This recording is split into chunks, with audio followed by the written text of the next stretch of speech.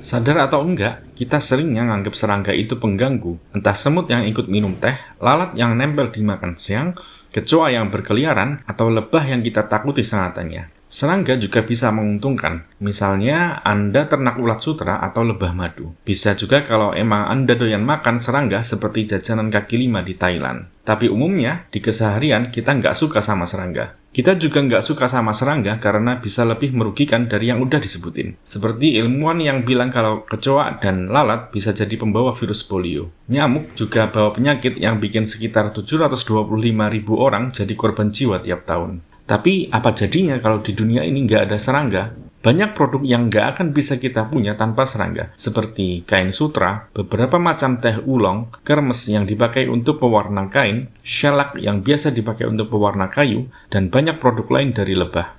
Produk-produk tadi belum seberapa kalau dibandingin sama hal yang lebih penting, makanan kita.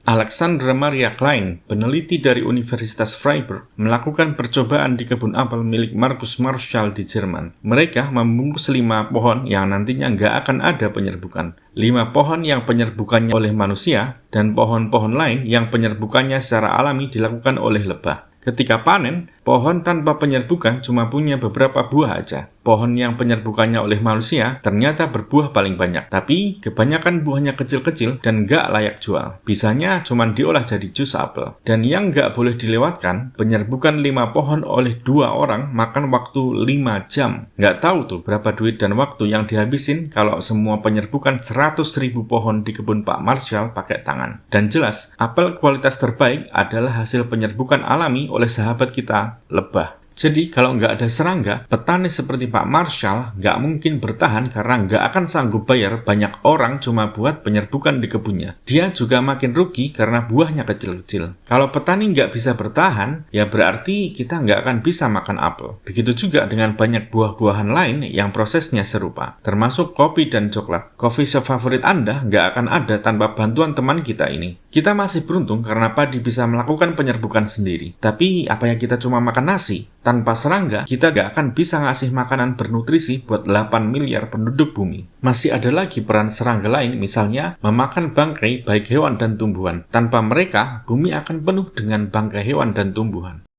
Kabar buruknya, ilmuwan Belanda menyatakan populasi serangga terbang di Jerman berkurang 75% dalam 27 tahun terakhir. Laporan lain dari lembaga peneliti IUCN yang secara khusus meneliti capung menyebutkan 142.577 spesies jumlahnya semakin berkurang, dengan 40.084 spesies di ambang kepunahan. Di Indonesia, ahli capung Belanda Maurits Lifting yang pernah jadi direktur Museum Zoologi Bogor mencatat keberagaman capung di Indonesia sampai tahun 1954.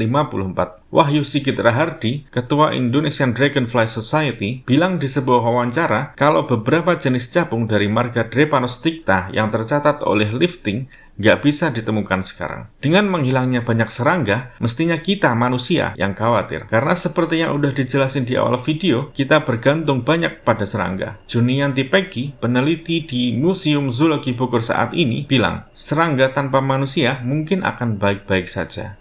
Tapi manusia tanpa serangga akan menuju pada kepunahannya sendiri.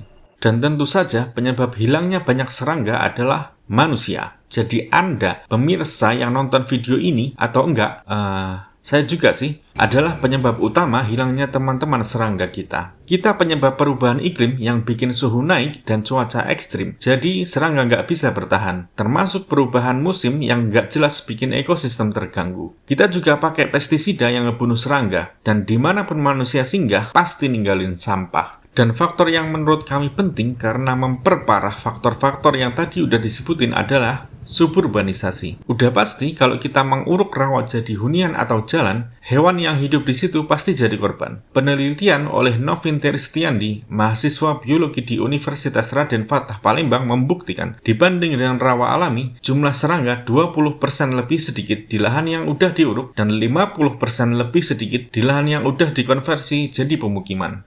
Studi lain di Tiongkok menyebutkan dalam rentang 2001 sampai 2017, populasi 3 jenis ngangak berkurang sampai 80% di Shanghai dan Jiangsu. Studi ini bilang bahwa ini terjadi bukan hanya karena konversi lahan alami, tapi juga konversi lahan pertanian jadi lahan yang didominasi manusia. Meskipun studi di Tiongkok ini meneliti hilangnya ngangak yang bisa jadi emang hama tanaman, tapi studi ini mengingatkan bahwa ngangak adalah bagian penting dari jaring makanan untuk invertebrata pemakan serangga, burung, dan kelelawar. Hilangnya spesies ngangak bisa menyebabkan kehilangan spesies yang makin parah, erosi ekologi, dan fungsi ekosistem yang berkurang. Developer bangun perumahan yang kita tinggali makin jauh dari pusat kota, menguruk lahan sawah dan lahan alami lain. Nggak cuma ngebunuh serangga secara langsung, hidup berjauh-jauhan bikin perjalanan ke tempat kerja makin panjang, jadinya emisi dari kendaraan yang kita pakai makin banyak. Layanan transportasi umum juga susah menjangkau tempat-tempat yang terlalu nyebar. Kita jadi harus bergantung sama mobil dan motor pribadi. Selain itu, emisi karbon diserap oleh tumbuhan terutama di lahan-lahan alami. Dengan membabat dan menguruk lahan, emisi karbon dilepas dari tumbuhan dan lahan itu jadi nggak bisa menyerap emisi karbon lagi.